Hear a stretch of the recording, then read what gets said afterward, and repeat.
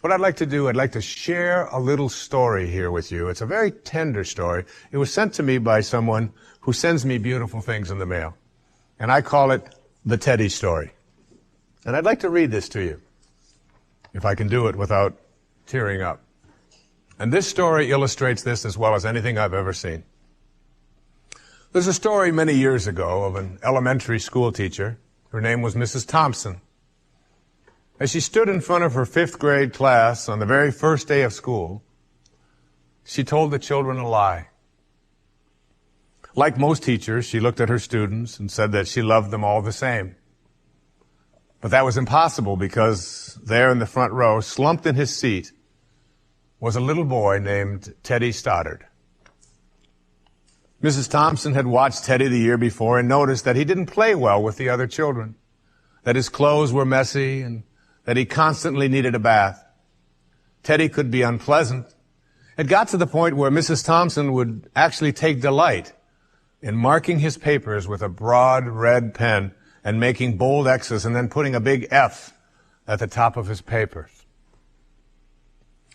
At the school where Mrs. Thompson taught, she was required to review each child's past records, and she put Teddy's off until last. However, when she reviewed his file, she was in for a surprise. Teddy's 1st grade teacher wrote, "Teddy is a bright child with a ready laugh. He does his work neatly and he has good manners. He's a joy to be around." His 2nd grade teacher wrote, "Teddy's an excellent student, well liked by his classmates.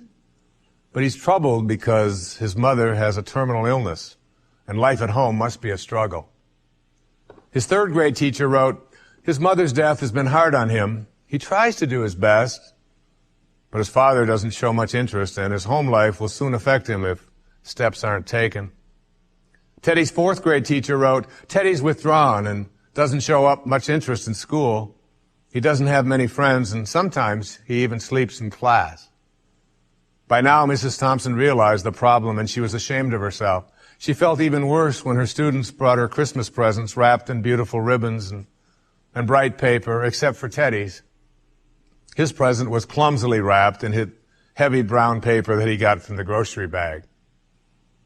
Mrs. Thompson took pains to open it in the middle of the other presents.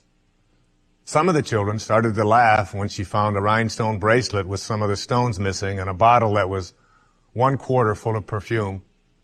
But she stifled her children's laughter when she exclaimed how pretty the bracelet was, putting it on and dabbing some of the perfume on her wrist.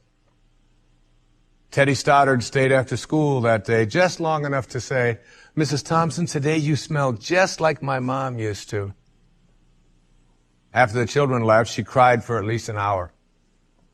On the very day, she quit teaching reading, writing, and arithmetic, and instead, she began to teach children.